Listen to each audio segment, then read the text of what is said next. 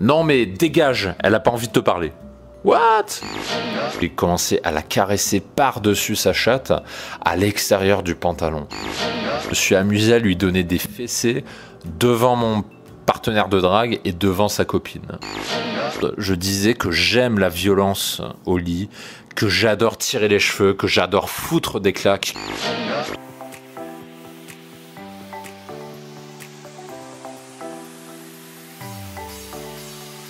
Bonjour à tous, je m'appelle Mike et je vous souhaite la bienvenue sur le podcast Le Dragueur de Paris.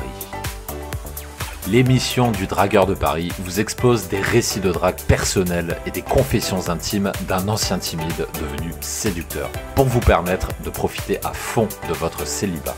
Le podcast est bien entendu disponible sur toutes les plateformes. Pensez à vous abonner pour ne pas rater la publication de chaque nouvel épisode. Bonjour à tous ces séducteurs, je suis Mike, le dragueur de Paris, alias l'ancien timide, devenu séducteur, votre voix de podcast qui vous raconte des histoires de séduction, vos histoires de séduction préférées.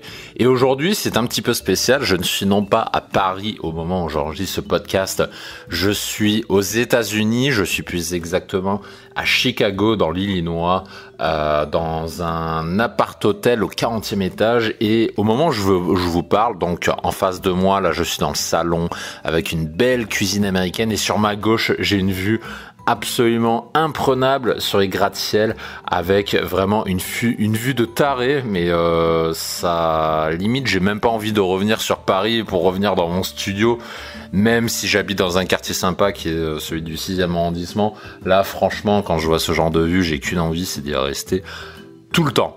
Et du coup, je me suis dit que je vais profiter de cette énergie pour déjà me faire un bon café, mais aussi pour vous enregistrer une nouvelle histoire de drague parisienne, comme vous les aimez tant, puisque vous êtes de plus en plus nombreux chaque mois, chaque semaine à écouter les podcasts. Et aujourd'hui, je voudrais parler d'une femme où c'était un petit peu spécial, une femme que j'ai réussi, c'est la première fois que je faisais ça, à baiser dans les chiottes d'une boîte de nuit. C'était arrivé il y a quelques années et c'était la première fois que je le faisais, que j'ai les couilles de le faire parce que c'est un petit peu un de mes fantasmes, ça, de baiser une nana que je ne connais pas en boîte de nuit, dans les chiottes pour femmes en plus, c'est ça le pire. C'était un petit peu comme un fantasme, mais jusqu'à présent, je n'ai pas forcément eu ni l'opportunité ni le courage de le faire quand je tombais sur une opportunité, puisque j'en ai déjà eu des opportunités que je n'ai pas saisies. Et cette fois-ci, par contre, c'était la bonne. Cette fois, j'ai enfin franchi le pas. Et je vous propose de vous raconter ça, de vous raconter comment j'ai fait, comment j'ai senti que je pouvais le faire, comment j'ai détecté cette opportunité, pourquoi cette fille et pas une autre, quels ont été les facteurs qui ont fait que j'ai décidé de tenter le coup avec elle alors que je ne l'aurais pas forcément fait avec une autre. Donc je vais vous expliquer tout ça. Et vous allez comprendre comment tout ça s'est goupillé. Pour la petite information temporelle, cette histoire, elle se déroule un petit peu après l'histoire que je vous racontais avec Fiona. Vous l'avez peut-être déjà écouté. Fiona, c'était avec mon pire échec amoureux, une nana qui m'en a fait baver, qui m'en a fait voir de toutes les couleurs. Et donc cette histoire se passe, celle que je vais vous raconter, se passe en fait 2 jours après, où j'étais dans un mood un petit peu, j'étais pas forcément très bien. J'avais j'avais limite envie de me venger en fait, et j'étais sorti en boîte de nuit un petit peu dans cette optique-là. J'étais pas très bien dans ma tête et je me suis dit je vais me taper une nana et cette fois ça va être bien trash et bien violent. Donc du coup, comme à mon habitude, ce podcast sera divisé en 2 parties. La première partie, vous êtes en train de l'écouter, et la deuxième partie qui contiendra les parties un peu sensibles, un peu trash, et qui est réservée uniquement aux abonnés premium. Donc si vous n'en faites pas partie, vous avez le lien pour vous abonner en description, et si vous en faites partie, eh bien l'audio est déjà disponible, donc vous pourrez enchaîner tout de suite juste après avoir écouté cet audio. Donc sans plus attendre, je vous propose de démarrer tout de suite cette nouvelle histoire de drague, de baise dans les chiottes d'un bar. Comme je le disais en introduction, cette histoire se passe 2 jours après Fiona. Si vous avez écouté l'histoire de Fiona, vous avez compris que c'est une femme dont j'étais tombé éperdument très amoureux rapidement et où l'histoire s'est extrêmement mal terminée. Tout ça, je le raconte dans la deuxième partie du podcast de cette histoire. Et donc du coup, 2 jours après, donc on est un samedi soir, je n'ai qu'une envie, j'étais énervé, j'avais un peu la haine contre les femmes de façon générale, j'étais vraiment pas bien du tout, j'étais dans la détestation la plus profonde de la gente féminine dans son ensemble et je me suis dit, je vais appeler un pote, mon wing habituel qui s'appelle Anthony d'ailleurs, qui se reconnaîtra s'il écoute ce podcast, et je me suis dit, je vais me venger sur quelqu'un, je sais pas sur qui ça va tomber, mais la fille qui va croiser ma route et que je vais pouvoir me taper, elle va prendre pour toutes les autres, elle va prendre ma colère, je vais bourriner. Voilà, c'est un petit peu ce que je me suis dit. C'est un peu l'état d'esprit dans lequel j'étais. Donc du coup, on commence la soirée comme j'aime beaucoup le faire avec donc mon copilote de drague habituel et également une troisième personne avec qui j'avais pris l'habitude de sortir qui s'appelait Liard et qui était un membre du forum de séduction que je fréquentais à l'époque et que je ne prononcerai pas ici pour pas leur faire de la pub. Mais voilà, j'avais rencontré par ce biais. Donc, on est chez moi, on picole tranquillement et on décide de nous rendre à un de mes spots préférés qui est le Sullivan de la Station Blanche. J'ai un petit peu d'appréhension parce que c'est à cet endroit que j'avais rencontré Fiona, la nana dont je parlais tout à l'heure. Donc, je me suis dit, j'espère que je ne vais pas la croiser. Et fort heureusement, je ne l'ai pas croisée. Mais toujours est-il qu'on arrive avant minuit, je crois, parce que si vous arrivez au Sullivan's avant minuit, vous ne payez pas l'entrée. Et puis bon, je le dis souvent, à cette époque, j'étais assez radin, donc je me débrouillais pour aller dans des endroits sans jamais rien payer. Et donc forcément, on arrive un petit peu avant minuit. Le problème, c'est que avant minuit, l'ambiance n'est pas encore là. Et ça, c'est le contre-coup de sortir tôt en boîte de nuit parce que les gens n'ont pas encore assez bu, les gens sont pas assez bourrés. C'est le début de soirée, parce qu'en France, les soirées démarrent lentement. Les soirées, elles explosent à partir de 1h, 1h30 du matin. Mais avant ça, à minuit, les gens, ils sont encore froids. Et c'est un petit peu ce qui se passe. On arrive dans cette boîte, on pose nos affaires et puis on commence à faire le tour du propriétaire. Mais malheureusement, pour l'instant, c'est un petit peu froid. Donc, qu'à cela ne tienne, on s'est dit qu'on va quand même aborder un petit peu toutes les filles parce que on va pas attendre que les gens se chauffent et nous refroidir. Comme je le dis toujours, en boîte de nuit, je conseille toujours aux gens, même si l'ambiance de la soirée est assez froide, abordez, parlez aux gens, socialisez, faites ça au maximum pour maintenir un taux d'énergie élevé et faire en sorte de ne pas perdre d'énergie, tout simplement.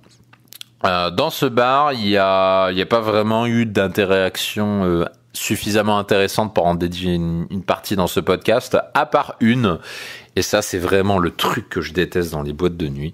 C'est un set de deux filles. Il y avait une nana super jolie que j'avais repérée en faisant la queue, et que j'ai abordée après, qui était vraiment très très jolie, super bonne, etc. Bon, voilà, en langage de mec, super bonne, voilà. Et accompagné de qui ? D'une moche en surpoids intégral.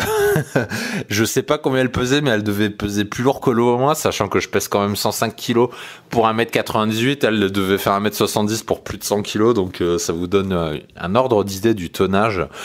Et elle faisait vraiment tout ce que je déteste dans le monde de la nuit. C'est-à-dire que quand elle regarde pas, parce que après c'est un peu la technique de fourbe, mais quand elle regarde pas, donc on appelle ça des warpigs dans le jargon de la communauté, des cochons de guerre. Donc quand le cochon de guerre ne regarde pas, c'est ce moment-là que je choisis d'aborder la bonasse. Donc du coup c'est ce que j'ai fait. J'ai abordé la bonasse quand l'autre n'était pas là. Et ça se passait bien, il y avait on discutait bien, c'était plutôt pas mal. Et donc je l'aborde sur la piste et puis on commence à faire un petit peu un collet serré, etc. Et ça commence un petit peu à devenir chaud. Elle commence à me poser des questions, à me demander d'où je viens, qu'est-ce que je fais dans la vie, etc. Donc que des signes d'intérêt, parce qu'une fille qui vous bombarde de questions comme ça dès le départ qu'elle vous connaît pas, c'est vraiment des signes d'intérêt élevés. Donc je me suis dit chouette, c'est trop bien. Et du coup je continue, j'escalade et 5 minutes après qu'est-ce qui se passe ? Et là il y a Miss Cochon de Guerre qui revient et qui me demande de la laisser avec sa pote. Ok, bon, je la laisse et je pars draguer d'autres nanas. Mais bien sûr, vous me connaissez, vous savez que je suis un gros bourrin, un gros lourd en drague. Bah, du coup, 10 minutes après, qu'est-ce que je fais? Bah, je reviens. Je reviens, sauf que là, elle ne me laisse plus du tout approcher. Pas possible d'approcher la jolie fille. Du coup, je laisse tomber. Je me dis, bon, j'y retournerai encore un peu plus tard. Peut-être qu'elle commence à... Parce que ça, c'est ça le problème de ce genre de nana. Une nana qui est très moche et très grosse et qui sort avec une bonasse, c'est une nana qui va être énervée. Pourquoi? Parce que tous les mecs, quasiment sans exception, tous les mecs de goût, hein, bien sûr, vont aller draguer la copine bonasse et personne ne va aller la draguer elle. Mais elle le sait, la copine cochon de guerre, elle est pas débile, elle est intelligente, elle sait tout ça. Le problème, c'est que là où elle est un peu moins intelligente, c'est qu'elle réagit par l'agressivité. Elle va réagir par l'agressivité, elle va rejeter tous les mecs qui vont approcher sa copine bonasse. Parce que malheureusement, les filles fonctionnent un peu comme ça. Entre copines, en tout cas, les filles préfèrent que personne ne se fasse choper plutôt que la copine se fasse choper, mais pas elle. C'est un petit peu la logique féminine qui fonctionne comme ça. Donc voilà, c'est assez mal barré, mais je décide de retenter ma chance une troisième fois. Plus tard, je laisse couler un peu plus de temps, un bon 20 minutes. Je me dis, bon, en 20 minutes, elle s'est fait peut-être draguer par quelqu'un, sait-on jamais. Et puis je reviens, et puis là, elle me repousse, mais façon méchante. Elle me fait, non mais dégage, elle a pas envie de te parler. What? N'importe quoi. Et c'est ce qu'elle me dit. Mais moi, ma première réaction sur le coup, je lui dis, mais t'es obligé de me parler méchamment comme ça? Enfin, parce que la nana, elle m'a dit, ouais, dégage, casse-toi, quoi. Je lui dis, mais t'es obligé de parler méchamment? Et elle, qu'est-ce qu'elle me répond? Elle me fait, non, mais je m'en fous, laisse-nous tranquille, on veut pas être dérangé. J'aime bien le on veut pas être dérangé. C'est plutôt elle, en fait, qui veut pas être dérangée, mais on notait bien le on qu'elle emploie ici. Et moi, je lui fais, bah écoute, je vais juste lui demander son numéro et après je m'en vais. Et là, elle me fait, non, mais je t'ai dit qu'elle est pas intéressée, barre-toi. Ok, bon. Pas la peine d'insister. Et le truc, c'est qu'à ce stade de la soirée, il devait être 1h du matin. On a fait le tour du propriétaire et honnêtement, cette bonasse, c'est la seule qui faisait que je n'avais pas encore envie de partir de cet endroit. Comme cette cartouche s'est grillée, et ben, je suis allé voir mes potes, j'aurais fait, je crois que c'est le moment de changer de spot. Et du coup, on décide de changer de spot, parce que j'en ai un petit peu marre à ce moment-là du Sullivan's, on a un petit peu épuisé les groupes. Et du coup, je propose de bouger à mon spot préféré, que sont les grands boulevards. Et ça, si vous avez écouté pas mal de mes podcasts, vous savez que je suis un inconditionnel des grands boulevards. Le grand boulevard, c'est vraiment mon spot préféré. C'est le spot le plus équilibré. Il y a à la fois des filles bourgeoises mais pas trop, des filles jolies sans être trop cucu, sans être trop grosses non plus.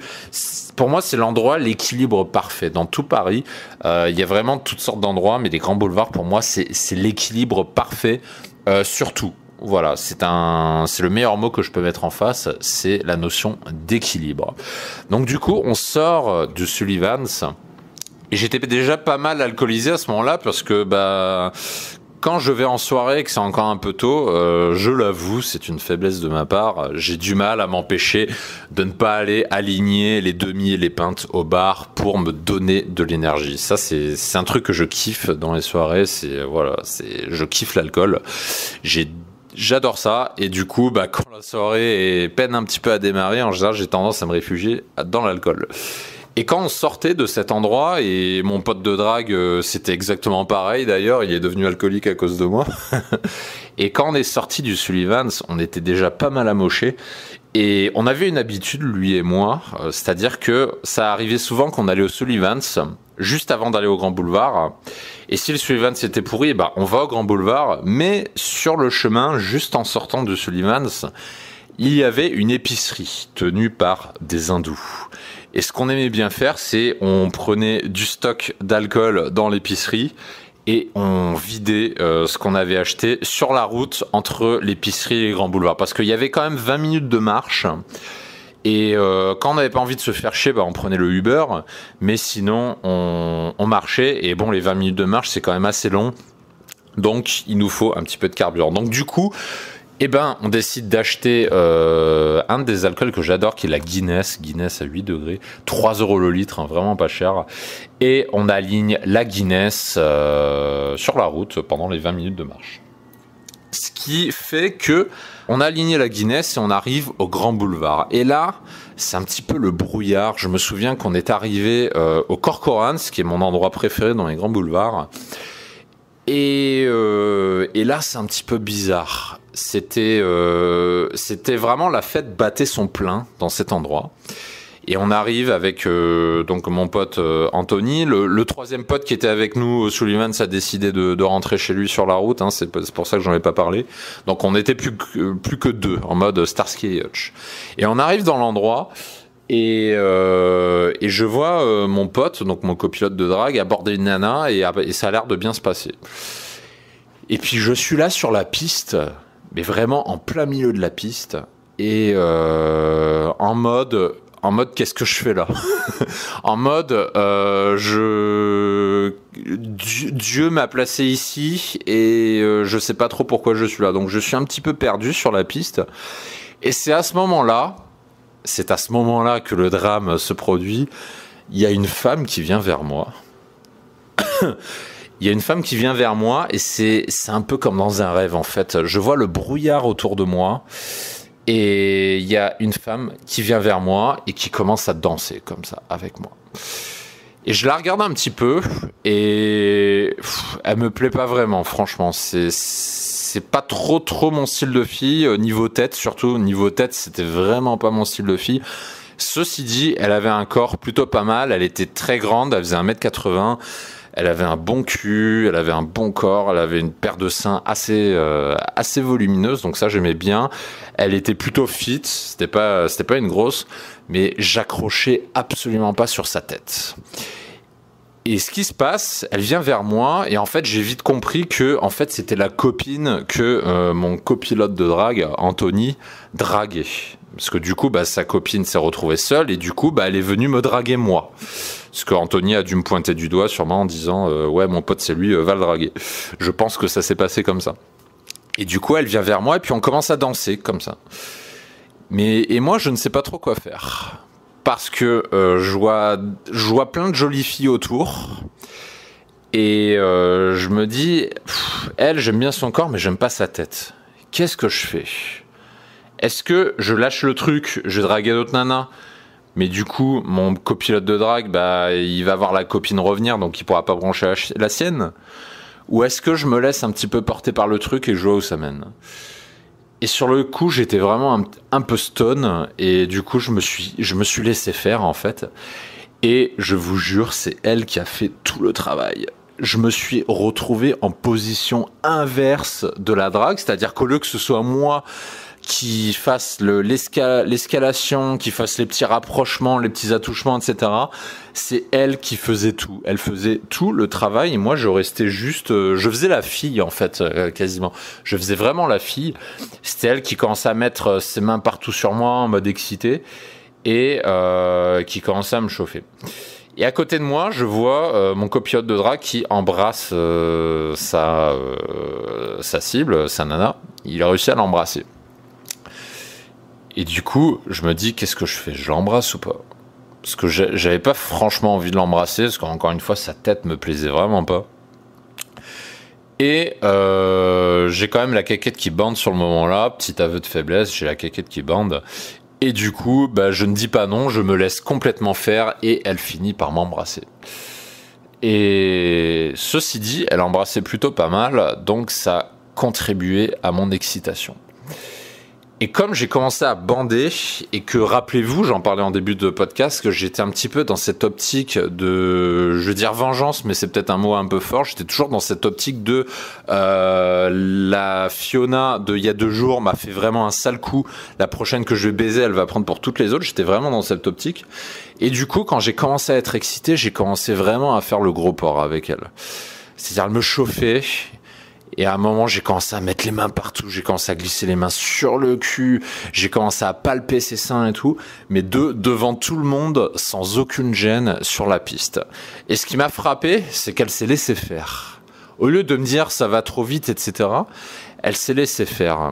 Et la seule explication que j'ai pu trouver par rapport à ça, parce que c'est un petit peu intriguant quand même, la seule explication que j'ai pu trouver, c'est que en fait, je l'ai fait avec tellement d'autorité et tellement en utilisant en fait cette énergie qui émane de la bite, parce que bon, on est tous des mecs, je suppose que vous êtes un mec si vous avez écouté ce podcast. Si vous êtes une femme, vous allez avoir du mal à comprendre et vous allez peut-être dire, si vous êtes une femme, que les mecs c'est vraiment des gens bizarres, que c'est des gros porcs, des je sais pas quoi. Mais quand on est un mec et qu'on bande, il y a une espèce d'énergie qui ressort de sa bite. Et c'est cette énergie qui engendre cette montée d'énergie de testostérone et qui fait qu'on devient plus agressif, qu'on devient plus entreprenant, qu'on devient plus certain de ce qu'on fait, qu'on avance vraiment avec de la conviction. Et je pense que c'est pour ça qu'à aucun moment elle ne m'a dit stop, mais vraiment à aucun moment. Et du coup, j'ai commencé à prendre la confiance quand j'ai vu que je pouvais faire ce que je voulais. Du coup, à un moment, je lui ai attrapé la main et j'ai dit, bon, je vais peut-être quand même l'isoler dans un coin du bar. Je l'ai isolé dans un coin. Et là, vraiment comme un chien, mais j'ai commencé à mettre d'abord ma main sur son cul, mais à l'intérieur du pantalon. Donc d'abord, j'ai caressé son cul avec la main par-dessus le jean. Et ensuite, j'ai passé la main sous le jean, sous la ceinture. Et là, j'ai commencé à tâter le string, à glisser la main et tout. Et heureusement, j'aimais pas trop sa tête, mais son cul, franchement, était vraiment bien. Et du coup, ça m'a excité encore plus. Et ensuite, je suis allé encore plus loin. Et j'ai mis la main, non pas derrière, mais devant. J'ai commencé à la caresser par-dessus sa chatte, à l'extérieur du pantalon. Et là, le pire, c'est qu'elle me laissait toujours faire. C'était vraiment un truc de fou. Ensuite, j'ai continué à repousser les limites du game. J'ai arrêté de l'embrasser un moment. Je lui ai dit, j'ai soif, offre-moi une chouffe. Et alors la chouffe, ça c'est si vous aimez la bière, la chouffe c'est vraiment un alcool qui vous démonte le cerveau. Et là comme ça, j'ai regardé dans les yeux, je lui ai fait, j'ai soif, tu m'offres une chouffe, comme ça. Et elle m'a dit ok, puis en même temps elle s'est commandé un truc aussi. Et elle a payé pour moi. Et je vous rassure sur ça, je pourrais peut-être vous apprendre les techniques pour le faire, mais ça m'arrive assez souvent que je me fasse offrir des verres par des filles en boîte. Je sais qu'il y a beaucoup de mecs qui payent les verres des femmes en boîte de nuit, mais j'ai une technique qui fait que j'arrive à me faire offrir des verres en boîte. Et elle n'échappe pas à la règle. Et moi, je ne lui aurais payé aucun verre de la soirée. Et elle m'offre une pinte à 8 ou 9 balles en boîte de nuit, comme ça. Et donc, du coup, on commande et puis on boit un peu. Là, je calme un petit peu le jeu. Le temps de boire la bière, hein, la bière, c'est quand même sacré. Donc, je bois la bière et je ne la finirai pas parce que la chouffe, c'est vraiment violent de chez violent. C'est un alcool très chargé. Et donc je la déguste 5 minutes et puis ensuite je lui retombe dessus et je recommence à la chauffer, mais vraiment comme un chien en fait. J'étais vraiment comme un acteur porno. Sur le coup, je la voyais. J'ai vraiment pas honte de le dire, je la voyais vraiment comme un objet sexuel. C'est-à-dire, je voyais qu'elle avait un beau corps. Et même si j'aimais pas son visage et qu'en temps normal, j'aurais plutôt dire non. Sur le coup, dans les circonstances, j'ai dit, elle, ça va être mon objet sexuel de la soirée. Elle, je vais bien m'amuser avec elle et je vais bien en profiter. Et ce sera ma session revanche par rapport à l'histoire qui m'est arrivée avec Fiona. Parce que c'était de elle dont j'avais envie sur le coup. Et manque de peau, c'est pas elle que j'ai baisé. Donc du coup, ça tombe sur une autre et ça tombe sur cette femme-là. Et elle va prendre pour les autres. Donc ça devient de plus en plus hardcore. Je recommence à la caresser par-dessus le jean. Et le pire, c'est on fait ça devant tout le monde. C'est ça le pire. Il y avait des gens autour de nous. On était sur le bar. C'était un bar américain le long d'une table. Et il y avait des gens autour de nous. Et elle, moi, je la plaquais contre le bar. Donc, c'était moi qui étais du côté du passage. Elle était isolée contre le bar. Mais moi, je la doigtais. Enfin, c'était par l'extérieur du pantalon. J'ai pas rentré la main à l'intérieur parce que là, c'était vraiment ultra hardcore. Je pense que là, je serais peut-être allé un peu trop loin. Mais par-dessus le jean, ouais, ça passait, quoi. Et j'ai continué, j'ai commencé à lui donner des fessées comme ça. Et ensuite, on refait une petite pause. parce que il y a mon copilote de soirée et sa copine qui nous ont rejoints. Donc la petite pause, on calme un petit peu le jeu, je respire un peu 5 minutes, je reprends un petit peu de bière. Et je sais absolument pas de quoi en parler, mais je me rappelle que je me suis amusé à lui donner des fessées devant mon partenaire de drague et devant sa copine. Je m'amusais à lui donner des fessées comme ça sur le cul. Et comment je faisais pour justifier ça? Je disais devant tout le monde, je disais que j'aime la violence au lit, que j'adore tirer les cheveux, que j'adore foutre des claques, que j'adore qu'on me donne des claques. Et je disais ça avec absolument aucune gêne devant tout le monde. Je le disais devant elle, je le disais devant sa copine et je le disais devant mon partenaire de drague qui était mort de rire parce que je voyais dans mes yeux dans ses yeux qui était en train de rigoler. Mais sur le coup, j'en avais tellement rien à foutre. En fait, l'état d'esprit que j'avais vraiment sur le coup, outre l'état d'esprit de vengeance, mais j'en ai déjà parlé, c'était, je me suis dit, je vais là, comme elle dit jamais non, je me suis dit, je vais aller de plus en plus dans le trash pour voir jusqu'où je pouvais aller. Là, j'étais vraiment intrigué parce que ça arrive pas souvent qu'on tombe sur une fille comme ça et qu'on peut aller aussi loin alors que ça fait 20 minutes qu'on se connaît. Donc du coup, je me suis dit, eh ben, je vais aller de plus en plus trash jusqu'à ce qu'elle dise non. On va voir comme ça jusqu'où je peux aller. Et ensuite, on retourne au bar, et là, on se réembrasse, et je recommence à la doigter. Mais cette fois, j'appuie encore plus. J'ai ma main, comme ça, qui est par-dessus le jean sur sa chatte, et là, j'appuie, mais vraiment, là, j'appuie vraiment fort. Ouais, je devais quand même appuyer bien fort, et je sens des petits gémissements, des petits... Oh, comme ça. Donc, je sens que ça fait mouche, et je le fais en rythme, c'est-à-dire il faut pas faire le petit lapin, il faut pas faire le tout comme ça en caressant, il faut vraiment faire hop, vous appuyez, vous relâchez, hop, vous appuyez, vous relâchez, comme un mouvement de baise. Il faut que ce soit un rythme régulier, un rythme qui soit profond mais régulier, et pas un rythme lapin en faisant ta comme ça, comme une mitraillette. Je pense que vous voyez où je veux en venir. Et là, qu'est-ce qu'elle fait? Elle glisse sa main dans mon pantalon et elle se met à me branler. C'est un truc de taré. On est sur le bar. Je vois autour de moi, il y a 2 personnes qui nous regardent. Moi, je m'en fous parce que je suis un... Alors, il y a l'alcool, effectivement, qui aide. L'alcool m'a permis de me désinhiber sur ça. Ça, clairement, on ne peut pas le nier. L'alcool aide beaucoup à ça parce que faire la même chose en plein jour et sobre, je pense pas que je l'aurais fait. Donc là, l'alcool a été un facteur qui a aidé à désinhiber tout ce qui est peur du jugement, etc. pour faire ça devant tout le monde.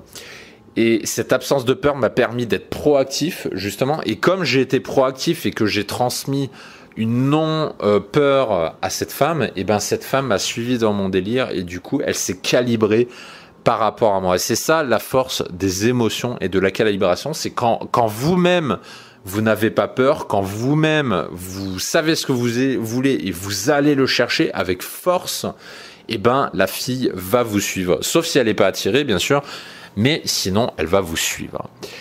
Et c'est à ce moment-là que me vient l'idée la plus folle du siècle. Je me suis dit, tiens, et si j'essayais de la baiser dans les chiottes?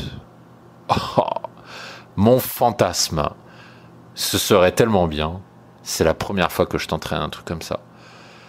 Là, sur le coup, je me suis dit, je vais tenter le coup. J'ai tous les ingrédients nécessaires pour que ça marche. Je me suis dit, cette fois, je vais y aller. Cette fois, je vais oser le faire. J'ai déjà eu l'occasion de le faire dans le passé, mais je n'avais pas osé.